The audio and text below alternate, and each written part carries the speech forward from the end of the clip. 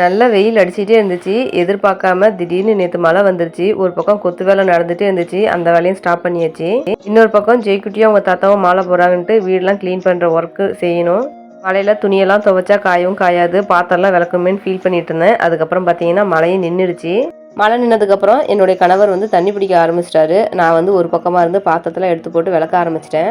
வீட்டு வேலை நடந்துட்டு இருக்கிறதுனாலயே ஊர்பட்ட டஸ்ட்டுங்க ஒரு பக்கமாக இருந்து க்ளீன் பண்ணுறதுக்குள்ளே போதும்னு ஆயிடுச்சு. இந்த ரோஸ் கலர் பெயிண்ட்டும் இந்த டிசைனும் பார்த்தீங்கன்னா நான் குட்டிமா வயிற்றுல இருக்கும்போது பண்ணினதுங்க. ஃபர்ஸ்ட் எக்ஸாம் லீவுக்காக ஜெய்குட்டி ஊருக்கு போயிருந்தான். அப்போ கொஞ்சம் போராக இருக்குதுன்னு சொல்லிட்டு கிட்டத்தட்ட ஒரு நாள் ஃபுல்லாக உட்காந்து அதை டிசைன் பண்ணிட்டு இருந்தாங்க. கிட்டத்தட்ட 5 வருஷம் முழுசாக முடிஞ்சிருச்சிங்க. இப்போ குட்டிமாவுக்கு ஏஜே 6 ஸ்டார்ட் ஆகிடுச்சு. இந்த மாதிரி அப்பப்போ போர் அடிக்கும் போது துணி தைக்கிறதுலாம் எனக்கு ரொம்ப பிடிக்கும். உங்களுக்கு அந்த மாதிரி போர் அடிக்கும் போது எந்த மாதிரி ஒர்க்லாம் நீங்கள் பண்ணியிருக்கீங்கன்னு சொல்லிட்டு கமெண்ட் பண்ணுங்கள். வீட்டில் வேலை அதிகமாக இருந்ததுனால சமைக்க முடியல. சரின்ட்டு இன்றைக்கி ஹோட்டல் சாப்பாடு தாங்க.